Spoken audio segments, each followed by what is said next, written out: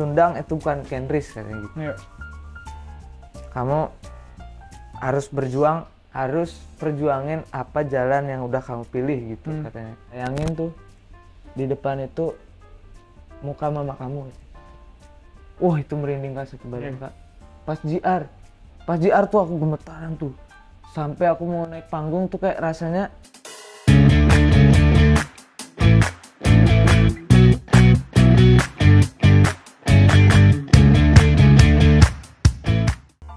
Hai teman-teman, welcome back to Chit Chats dari Chart ke Chat. Gua Mike Natama. Ada suara hari ini di studio.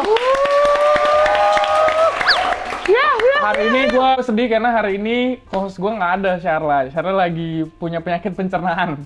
Jadi kita doakan semoga minggu depan dia sehat. Dan gue mau disclaimer, gue tau minggu lalu gue janji gue akan pakai baju suasana Ramadan. Cuman gue rasa karena nggak ada Sharla, kita tunggu aja deh minggu depan ya kan. Nggak lucu gue pakai sorban sendiri. Nah, hari ini tapi gue nggak sendiri. Gue ditemenin sama lagi-lagi salah satu kontesan idol yang udah dikasih rapotnya dan udah lulus dari Indonesian Idol tadi malam banget. Hari ini gue ditemenin sama Kenris. oh halo orangku. Assalamualaikum. Waalaikumsalam. Kenris kan dari Aceh. Boleh nggak sapa penonton kita yang tersebar di seluruh United States dengan bahasa Aceh? Halo orangku. Hana keber. Nah, gue bisa tebak. Gue udah disuruh tebak. Halo teman-teman semua, apa kabar? Ya kan? Ya, benar, betul. benar kan? Betul. Gue tuh asli Aceh. Gue sepupunya Nabila Taqiyah, lo nggak tahu? Oh iya. Gimana Kenris perasaannya akhirnya bisa keluar dari karantina? Ya alhamdulillah rasanya bersyukur campur sedih lah karena berpisah sama teman-teman. Senangnya udah lulus dengan hasil yang memuaskan, itu suatu kebanggaan buat Kenris sih. Iya, dan gue yakin nih yang bangga bukan cuma Kenris, tapi yang mengikuti perjalanan Kenris dari dulu. Boleh tahu nggak sih nama fanbase-nya apa? Kenzone. Kenzone. Oke, kita menyapa dulu ya semua Kenzone yang menonton. Gue bakal kasih beberapa fakta yang sudah ada di prompter depan gue. Katanya Kenris sudah berjuang selama 2 tahun di Jakarta dan akhirnya lulus di top 7 Indonesian Idol. Betul atau tidak? Betul. Jadi kamu udah 2 tahun di Jakarta? 2 tahun. Jadi dari Aceh pindah ke Jakarta, berjuang selama 2 tahun, akhirnya kemarin dapat kesempatan ikut di Indonesian Idol season ini. Boleh tahu nggak sih selama 2 tahun itu lo ngapain aja? Selama 2 tahun ya namanya berjuang hidup ya. Jadi anak perantauan, aku kerjain apa yang bisa aku kerjain. Kayak reguleran, jadi barista di kafe. Pokoknya apapun itulah, pokoknya demi bisa bertahan sih. Melangsungkan hidup ya, di kota metropolitan ini yang sulit. Jadi sebelum season 13, di season 12 aku pernah ikut. Oh, season sebelumnya? Iya, season sebelumnya pernah ikut. Tapi masih belum ada kesempatan. Belum rezekinya. Nah, selama 2 tahun itu boleh nggak? Gue pengen tahu dan gue yakin teman-teman di sini juga pengen tahu. Apa sih hal terberat yang pernah lu lakuin selama 2 tahun lu berjuang di Jakarta sebelum akhirnya masuk ke Indonesian Idol? Hal terberatnya sih jauh dari orang tua ya. Itu hal yang paling berat sih. Karena biasanya apa-apa yang dibantu sama orang tua gitu kan. Terus tiba-tiba merantau harus ngerasain sendiri, sakit sendiri. Pokoknya ngerasain sendirilah, itu sih hal yang paling berat sih. Berarti ini kali pertamanya lu ngerantau ya? Yang ke Jakarta kemarin? Iya, kali pertama. Gila, langsung ke Jakarta dari Aceh. Dan gue berasa sih dulu gue sempet pernah ngerantau. Rasanya walaupun kita mungkin pas tinggal bareng orang tua, sebenarnya kita lebih banyak waktu misalnya sama teman. Tapi perasaan tahu kita sakit nggak ada orang tua yang bisa ditanya, duh minum obat apa nih? Atau gue sakit apa nih? Itu perasaannya pasti nggak enak ya? Iya, nggak enak banget Kak. Tapi gue salut lu membuktikan bahwa 2 tahun itu membentuk lu menjadi Kenris yang mungkin lebih dewasa. Dan akhirnya kemarin bisa dapat rezeki di Indonesian Idol tahun ini. Tapi boleh tahu nggak, awalnya lu ke Jakarta itu memang udah, gue pengen ikut Indonesian Idol atau sebenarnya ada cita-cita lain yang tadinya mau lu kejar, tiba-tiba di tengah jalan ada kesempatan buat audisi? Emang tuh tujuannya di Indonesian Idol, tapi sempat ikut beberapa kompetisi lah selain Indonesian Idol. Sempat jadi 10 besar di event lain. Habis itu akhirnya mengumpulkan mental lagi nih, mengumpulkan niat lagi untuk ikut Indonesian Idol. Aku audisi aja Kak, masuk bilik tuh nggak 1 kali, 4 kali. Oh, jadi itu bukan di hari yang sama ya? Enggak. 4 bilik itu ya? Enggak. Apakah lu menyanyikan lagu yang sama di semua bilik Enggak. itu? Oh, beda-beda? Beda-beda. Boleh tahu nggak sih, kan itu nggak ditayangin ya? Iya. Tapi gue kepo, waktu itu lu nyanyiin lagu apa aja? Nyanyiin lagu. Kalau masih ingat. Lagu Broke dari Semensi. Terus nyanyiin Bruno Mars, Talking to the Moon. Lagu Indonya, lagu apa ya? Sandy Sandoro gitu.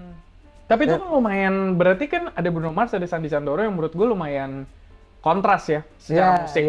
Nah, tapi kalau lu sendiri selama ini sebagai penikmat, kalau sekarang kan lu sudah menjadi pelaku. Nah, sebelum ikut Indonesian Idol sebagai penikmat musik, sebenarnya aliran yang lu gemari itu apa? Musik?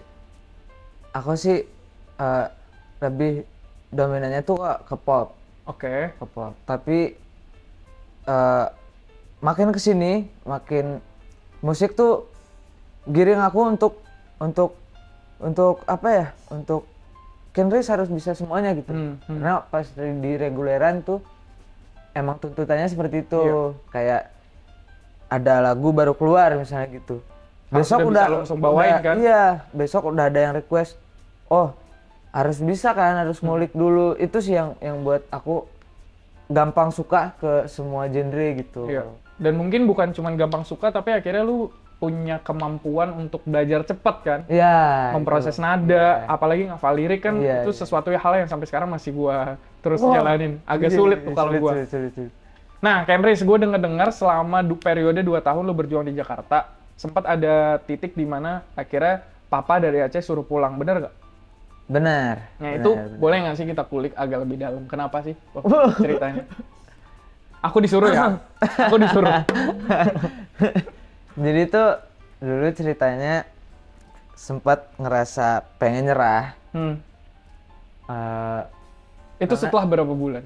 Atau setahun lewat tahun pertama nggak? Oh, setahun. Tahun pertama lewat, ya setahun setengah di sini kayak pengen nyerah karena lihat kondisinya reguleran aja gitu. Sama kayak aku di Aceh kan.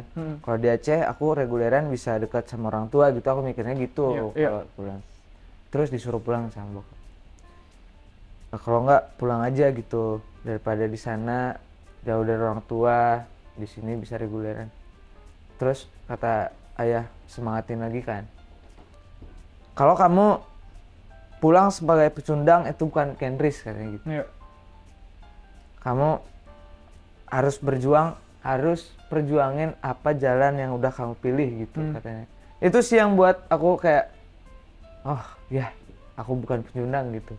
Aku harus berjuang nih gitu. Itu sih yang buat aku kuat sampai sekarang Kak. Dan akhirnya lu membuktikan, karena tadi malam menurut gue lu pulang tidak sama sekali sebagai pecundang, tapi lu udah gelar di belakang nama lu kan, berarti Kenris udah 7 besar loh dari ribuan. Boleh tepuk tangan lu nggak sih? Terima kasih banyak. Terima kasih. Berarti lu berapa bulan di karantina kalau di total? Ada 4 bulan kali ya? 4 bulan. Ya? 4 bulan kalau sama audisi itu. Gue baru dapat selentingan ternyata papanya Kenris tuh ada di studio juga ya. Halo Om, salam kenal Om. Gila. Ini dari jauh apakah benar? Bener ya Om ceritanya Kenris ya? Berarti menurut gue yang sangat gue tarik dari cerita ini, banyak selama ini gue cerita-cerita termasuk pengalaman gue sendiri juga. Terkadang orang tua kita yang mungkin dulu tumbuh tidak begitu banyak exposure tentang kehidupan di dunia entertainment tuh kayak gimana sih. Jadi mereka cenderung mau memproteksi kita, menjaga kita, udahlah kerja yang benar-benar aja, kerja kantoran yang udah pasti. Cuman cerita lu justru unik. Menurut gua mungkin kenapa lu dulu bertahan juga ada porsinya dukungan dari orang tua yang bilang ya udah kamu harus Kenris yang papa tahu, ibaratnya Kenris yang nggak akan menyerah dan dia pulang pasti akan bawa sesuatu. Bener gak? Bener, itu bener banget.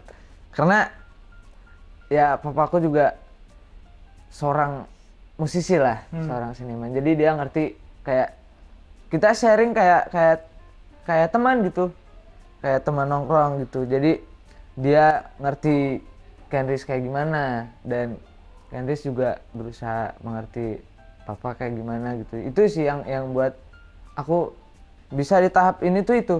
Kalau kata lagu kemenangan zaman dulu tuh semua karena cinta, dan kali ini tuh cinta. Bener kan? Cinta papa, mama, sama keluarga di rumah. Lu punya adik atau kakak nggak sih? Kakak satu, adik satu. Oh, berarti lu anak tengah ya? Anak tengah. Biasa anak tengah itu memang pembuka jalan memang. Di mana-mana. Amin. Amin. Amin. Kenris, banyak orang yang memuji lu lewat cara penyampaian lagu-lagu yang lu bawain di Idol. Katanya emosi lu tuh selalu oke, ngena, dan lu bisa menyampaikan cerita apapun yang yang menjadi isi dari lirik lagu itu secara bagus gitu, storytelling lu tuh oke. Nah, gue pengen tahu, gue pengen belajar juga gimana sih cara jitu dari seorang Kenris menghayati lagu yang mungkin selama Idol kemarin nggak tentu semua lagu yang dilempar ke lu tuh lagu yang udah lu tahu kan? Iya, benar. Gimana sih caranya untuk membawa perasaan lu ke dalam lagu itu? Kayak aku tuh, aku diajarin kayak gini Kak. Jadi berseni itu bukan karena tuntutan. Jadi berseni itu dengan ketulusan gitu. Jadi kayak apapun itu lagunya, kalau Kenris bisa tahu artinya apa, pasti Kenris bakal nyanyiin seperti apa yang dilirik itu gitu. Yep. Jadi itu kayak udah bawaan aja Kak. Bawaan aja gitu, kayak ngertiin bait per baitnya, kata per katanya. Itu yang diajarin Bapak juga dari dulu. Kalau nyanyi itu harus tahu artinya dan tahu maknanya untuk apa, itu baru bisa tersampaikan pesannya untuk orang-orang itu sih. Oke. Nah, yang menarik kan saat lu menemukan lagu yang punya lirik atas sesuatu yang udah pernah terjadi nih, atau lu ngerti, oh gue ngerti nih rasanya di posisi ini. Mungkin akan lebih mudah untuk kita menyampaikan perasaannya kan. Pernah nggak lu ketemu di situasi selama perjalanan kemarin, lu ketemu lagu atau satu bait secara khusus yang, aduh gue sebenarnya belum pernah ngerasain ini nih. Pernah nggak? Pernah banget. Nah, caranya akhirnya untuk lu bisa tetap membawa perasaan lu di situ? Ya balik lagi ke awal sih Kak, kayak lakuin itu dengan ketulusan semua sih. Itu kayak semesta udah ngasih jalannya sendiri gitu. Apapun yang kita ucapin, kalau kita tujuannya untuk itu ya pasti tertuju ke situ sih. Ya, gitu. Pasti ngena ya? Iya, gitu. Nah, sama halnya kayak kemarin lu bawain lagu Tutur Batin. Karena kan ada satu momen lu nyanyiin lagu itu lu sempat nangis. Kita boleh tahu nggak sih, apa sih yang sempat terlintas di pikiran lu waktu lagi ada di atas panggung itu, dilihat sama ratusan orang, ribuan orang dari rumah, lu nyanyiin lagu itu, tiba-tiba lu nangis. Apa yang terlintas sebetulnya? Apa sepatu lu kesempitan? Atau celana lu kesempitan akhirnya nangis? Itu ya karena emosinya juga aku rasain banget ya. Waktu JR itu sempat dibilang Kamil tuh, kamu nyanyi nih untuk siapa, katanya gitu. Sebelumnya aku belum connect lagunya. Karena ke distract mulu kan sama isian suling aku gitu, kayak gampang ke distract otaknya untuk nada-nada yang aneh lah gitu. Terus kata Pap tuh, kamu nyanyi ini untuk siapa, katanya gitu. Artiin lagu ini apa, kamu ngertiin lagu ini apa gitu. Nggak tahu Pap tuh, aku bilang gitu. Terus bilang Pap tuh, yang mau nerima kamu siapa? Kalau kamu nakal, kalau kamu bandel, kalau kamu jadi anak sehina-hinanya, siapa yang nerima kamu? Gitu. Ibu, bilang gitu. Terus bilang waktu, bayangin tuh di depan itu muka mama kamu. Wah, itu merinding Kak, satu badan Kak. Pas JR tuh aku gemetaran tuh. Sampai aku mau naik panggung tuh kayak rasanya masih kayak nahan emosi, tau gak sih Kak? Kayak begitu di panggung, aku coba untuk nahan emosi. Akhirnya di akhir-akhir tuh sempat kelepasan tuh emosinya, makanya nada-nadanya agak agak gitu kan. Terus pas di akhir pecah deh, udah nggak ketahan lagi tuh, udah nggak terbendung ya, udah nggak terbendung lagi, kayak aku pengen di depan mamaku nih gitu. Kayak aku pengen peluk mamaku nih gitu, kayak wow, itu ngeri Kak. Berarti ini belum sempat ketemu nyokap ya? setelah tadi malam? Kemarin di spekta berapa ya? Mama Sempet datang. Terus akhirnya balik ke Aceh karena kakak lahiran di sana. Punya ponakan baru. Selamat ya. Jadi om ya. Aku di tahun ini tuh kayak banyak dapat rezeki ya. Rezekinya banyak banget Kak, sumpah. Kayak ini anugerah kayak besar banget nih Kak. Aku udah nggak bisa bilang apa lagi selain bersyukur. Iya. Gokil Kak. Nah, bisa dibilang ini tahun terbaik lu nggak selama lu hidup? 2025 ini? Iya. Ada nggak sih perbedaan Kenris sebelum 2025 sama sebelumnya yang menurut lu paling signifikan? Mungkin bukan dari fisik ya, kalau fisik pasti kalau orang bertumbuh dewasa, misalnya rambutnya jadi beda model, kalau itu bukan itu yang gue maksud, tapi kayak, oh gue sekarang ternyata orangnya tuh lebih kayak gini, dan gue baru lebih mengenali diri gue tuh kayak gini, gitu. Bisa dibilang tuh aku introvert banget Kak, parah.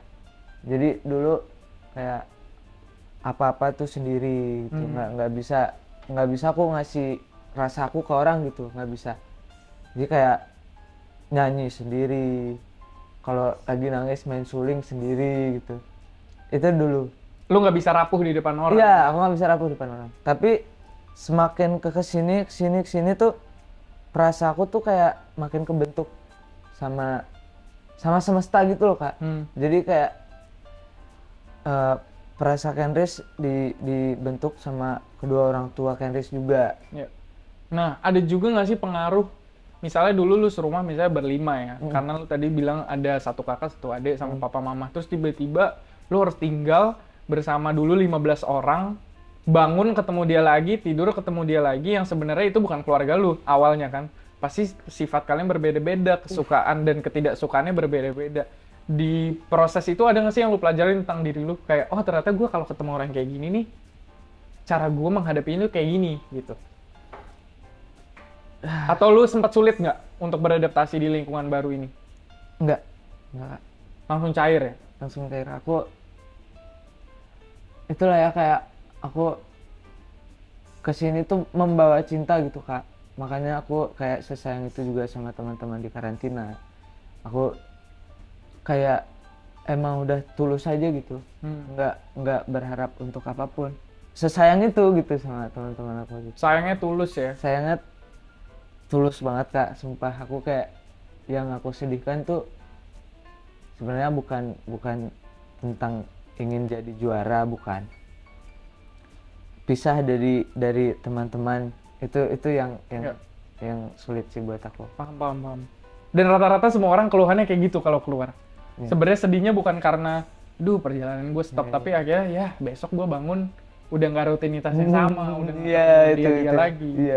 Kemarin sempet ada pesan terakhir nggak sih yang lu sampein ke teman-teman yang masih di dalam? Ada, banyak kita ngobrol sama The Boys terutama. Aku bilang gini sama mereka. Udah tinggal berdua ya di dalam ya? Ya, mereka tinggal berdua The Boys. Jadi aku bilang sama mereka, ini bukan tentang juara lagi, guys. Kita udah jadi juara di sini.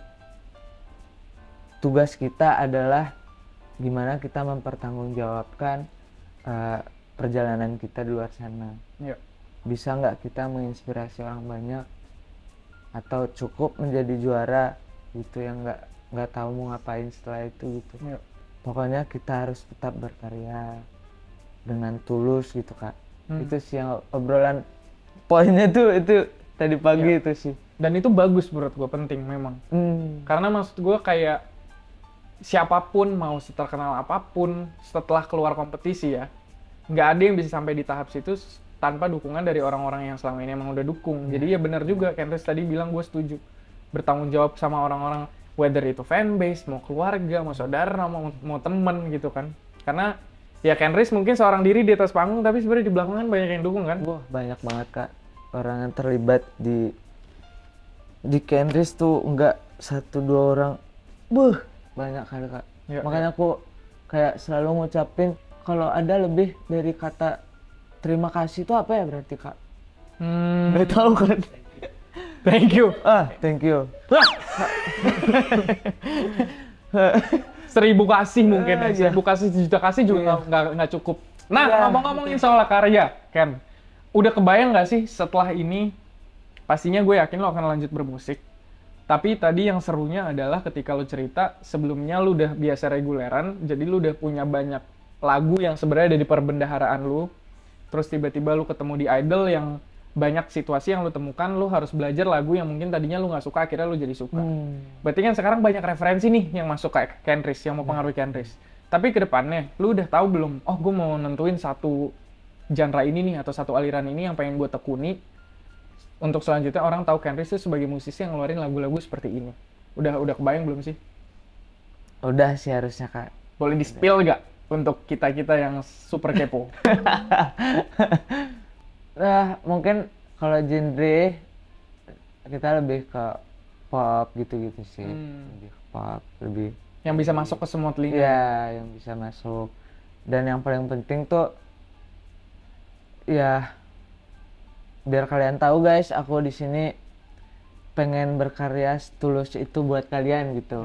Jadi nggak tahu aku bakal ke genre mana dan nggak tahu aku harus membawa cerita ini kemana gitu. Tapi aku tulus kok menjalanin ini semua guys gitu. Singkat saja, yang penting dari hatinya Kenris gitu. Iya gitu. Cuman yang teman-teman Kenzone perlu catat adalah yang penting apapun itu, terdengar seperti apapun itu pasti udah karya tulus dari Kenris buat kalian semua. Bener gak gua? Bener banget Kak. Nah, Kenris, gua mau kasih pertanyaan yang cukup mungkin lo akan lebih bingung lagi dari pertanyaan tadi. Wow. Dari teman-teman Idol 13 yang tersisa di tempat karantina, yang lu jagoin siapa? 3. Aduh. Ini selera ya, kalau musik kan selera. Ibaratnya kalau zaman dulu, gue mengidolakan, misalnya teman gue Fitri, karena sesuai R&B. Gue mengidolakan siapa gitu. Nah, kalau sesuai seleranya Kenris sebenarnya, ini orang tuh keren banget gitu. Nggak ada sih Kak. Semuanya ya? Semuanya jago Kak. Aku nggak bisa milih Kak, sumpah. Iya. Ini tuh bukan tentang pilihan guys. Ini tuh bukan tentang pilihan. Jadi di dalam sini tuh udah jadi juara semua, jadi aku nggak bisa nentuin yang mana yang terbaik karena mereka terbaik semua gitu. Iya. Dan itulah namanya kenapa acaranya Idola Indonesia bukan Idola Kenris, karena yang memilih Indonesia. Iya, betul dong. Kita akan bacain klasemen dari berbagai playlist atau tangga lagu, tapi kali ini dari top 5 puncak klasemen by Spotify. Jadi playlist ya, Teh. Nah, sama kayak minggu lalu berarti. Nah, karena Kenris tamu kehormatan gue hari ini, gue persilakan untuk baca yang nomor 5 dulu. Posisi kelima. Sinarengan. Dari Denny Caknan, Bella Bonita. Dan Bella Bonita. Gila, Denny Caknan ini Lost Doll ya? Iya kan? Oh iya. Ya kan? Di nomor 4 ada Mencintaimu. Ini remake ya. Dulu lagunya Mimi KD, Krisdayanti, di remake sama Lini Mahalini. Jadi official soundtrack film Second Miracle in Cell Number 7. Congrats, hit record. Wow. Nomor 3, Kenris, bacain. Urutan ketiga. Tak ada ujungnya dari Roni Parulia. Masih bertahan. Gokil. Urutan kedua ada Mas Kun, Kunto Aji, dan Kang Arman Maulana, Pejuang Berkah. Gue seneng banget Kunto Aji akhirnya comeback lagi. Tapi ini kayak lagu ini ya, dalam suasana Ramadan ya? Oh, oke. Jadi ini mereka rilis keluar lagu duet, Pejuang Berkah. Nah, nomor 1, Kenris, bacain, ini surprise untuk kita semua. Yes. Urutan ke-1. Berharap pada Timur. Salma Salsabi. Gokil. Urutan pertama, gokil. Nah, sekarang kita akan masuk ke sesi yang mungkin agak lebih fun. Gue jujur podcast kali ini gue merasa pembicaraan kita agak deep. Iya kan? Tapi karena gue menyesuaikan, maksudnya gue ngerasa lu memang orangnya cukup punya banyak cerita yang bisa disampaikan. Jadi tadi gue nggak mau agak bercanda nanti ganggu ya. Nanti gue diganggu jadinya, merusak momen. Nah, sekarang kita boleh agak ketawa-tawa, agak santai dikit. Kita masuk ke sesi games, di mana kita coba jelasin Uteng gamesnya apa, Uteng. Berarti 1 detik 1 judul gitu maksud lo ya? Nggak make sense sih, tapi ya udah. Nggak make sense. Kayaknya sudah paham? Jadi misalnya Ariana Grande gitu. kamu sebutin 5 lagunya Ariana Grande. Kita cepet-cepetan, kita pencet bel dulu. Oh. Ya, siapapun nanti foto penyanyi yang muncul di situ, kita harus sebutin 5 judul dari lagu yang pernah mereka rilis. Mulai.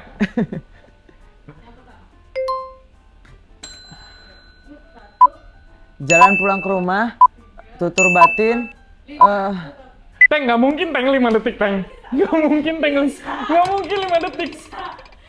Dan itu tetap? 2, cuma dapat 2. Jadi nanti kita jumlahin. Oh, poinnya 2. Oke. Oh, berarti. Emang cepet banget. Emang tim kita tuh suka. Lagi puasa tuh lo nggak boleh kasih jebakan tau ke orang. Aduh, gue nggak bisa secepat itu sih. Fix you kok. Yellow. Pencet aja ya, sebenarnya mau pencet aja. Gue tuh overthinking kalau game gue tuh sejujurnya. Alah, aku cuma untungnya dunia terus berputar. Untungnya bumi terus untungnya hidup terus berjalan. Apaan sih? Lah, kan gue belum selesai, lu juga nggak jadi ngitung. Satu ya. Bernadia Ripka.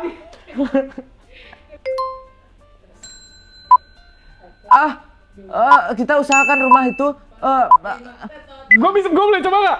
Gue boleh coba nggak 5 detik ya? Kultusan, jangan berentak lagi. Ya, Gala Bunga Mawar. Shit. Kultusan lagu favorit gue. Nggak dihitung ya? Jadi, udah. Harus satu lagi. Jadi totalnya masih 5,5 ya? Gue setengah. Lu bener-bener nggak kasih gue poin bahkan. Zolim. Gue up. Giring Niji. Niji tuh ini kan, Laskar Pelangi kan? Udah 1. Oke, poinnya 5. Lu mau coba nggak kan, Niji? Sumpah dan cinta matiku. Terus ini apa lagi? Apa tuh Kak? Bentar kok. Pause. Hey, pause! Kan aku mikir Kak. Bentar.